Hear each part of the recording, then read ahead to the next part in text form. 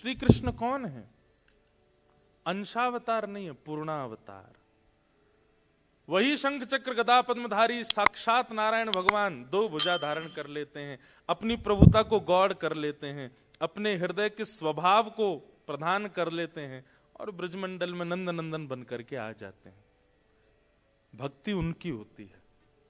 श्री कृष्ण की पूजा नहीं होती, हमारी किशोरी जी की पूजा नहीं होती, हमारे वृंदावन चंद की पूजा नहीं होती, भक्ति होती है। और भक्ति और पूजा में अंतर क्या है? पूजा एक स्वार्थ से की जाती है, आपकी कोई कामना है, आप कुछ चाहते हो इसलिए आप उनको भज रहे हो।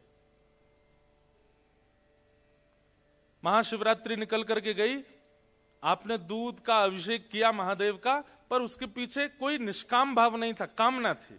हे महादेव, आप अपनी कृपा, मुझ पर कृपा बनाए रखना, यह भी एक सूक्ष्म कामना है।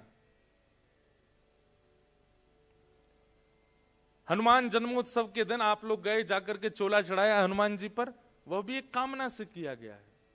नवरात्रि के दिन 9 दिन तक व्रत किया गया, यह भी एक कामना से करता है। कोई व्यक्ति निष्काम भाव से नहीं करता, उसकी कोई कामना नहीं, बस कर रहा है। कामना से की गई जो आराधना, उसको हम पूजा कहते हैं। और जहां कोई कामना नहीं है, कोई कामना नहीं है, दूर दूर तक कोई कामना नहीं है, आप मुझ पर कृपा करो ऐसी कामना भी नहीं है, उसको कहते हैं भक्ति। दैट डिवाइन लव, प्रेम, भक्ति। तो हम लोग यहां पर नौ भक्ति के बारे में सुनेंगे, पूजा नहीं। पूजा तो ये होती है कि सुबह उठ गए, ठाकुर जी को सामने अगरबत्ती घुमाई, दिया बत्ती कर दी, चना चनोरी किशमिश रख दी सामने, ठाकुर जी पूरे दिन इसी से काम चलाओ। रात में आए, दोबारा दिया बत्ती करके किवाड़ बंद करके सो गए, बस दैट्स इट।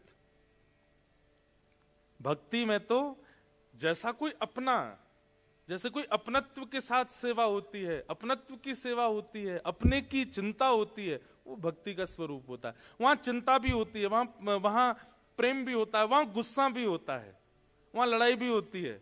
कल हमारे एक पंडित जी, जब हम वीजा का, वो पासपोर्ट का नहीं मिल रहा था, तो मुझे किसी ने बताया, बोले आप तो ऊपर बैठे थे, वो हमारे ठाकुर जी से लड़ रहे थे, लाल जी से लड़ रहे थे। बोले कि आप ऐसा क्यों करते हो, इतनी व्यवस्थाएं करवाने के बाद में, और वो पासपोर्ट नहीं दिलवा रहे हो, और देखियो अब तुम्हें बताएंगे हम, जाओगे कहां ब्रजवासी इंत बच के, रहोगे तो हमारे पास ही।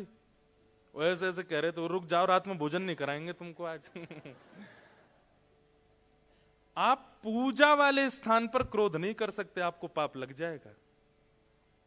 लेकिन भक्ति में आप क्रोध कर सकते हो, दिखावे का नहीं, वो अंतरंग भाव से होता। अगर कोई आ गया तो आप तुरंत नॉर्मल हो जाओगे, जैसे कुछ चला, एकांत में आप लड़ रहे हो उनसे।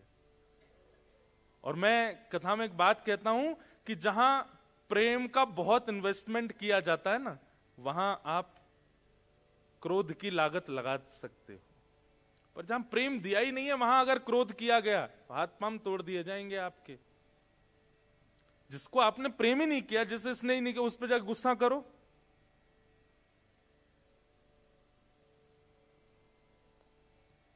पुलिस में आपकी कंप्लेन कर देगा। लेकिन जिससे आपका बहुत प्रेम है, उसको आप डांट सकते हो, उससे आप गुस्सा हो सकते हो, उससे आप नाराज हो सकते हो। ये देखिए, गुस्सा होना, नाराज होना, डांटना, झगड़ना, ये सारे दोष हैं। पर यदि प्रेम के अंतरंग हो तो यह एक गुण है। जहां प्रेम में झगड़ा ना हुआ हो, जहां प्रेम में लड़ाई ना हुई हो, जहां प्रेम में थोड़ी भी नोक झोंक ना हुई हो, वो प्रेम कैसा? एक माता जी थी, अपने ठाकुर जी की सेवा करती थी। अब एक चीज बहुत ध्यान से सुनिएगा, ऐसा कभी मत मानिएगा कि आप भक्ति मार्ग में आ जाएंगे तो आपकी लाइफ से सारी दुविधाएं चली जाएंगी। ऐसा कभी नहीं हो सकता। अगर ऐसा होना होता तो कल हम रो नहीं रहे होते पासपोर्ट के लिए। मैं भाई यहां बैठ करके प्रवचन केवल आपको कोई नया ज्ञान नहीं दे रहा, आप बीती भी बता रहा हूं, अपने ऊपर जो घटना घटी वो भी बीच बीच में कोट कर रहा हूं, तो ये मत सोचिएगा कि अगर मैं कथा वक्ता हूं, अगर मैं नाम जप रोज करता हूं, मैं अपने ठाकुर जी, तो मेरी लाइफ में बहुत स्मूथ है, मेरी लाइफ बहुत सिंपल है, बहुत स्ट्रेट है, कोई दिक्कत नहीं। ऐसा नहीं है, सब है।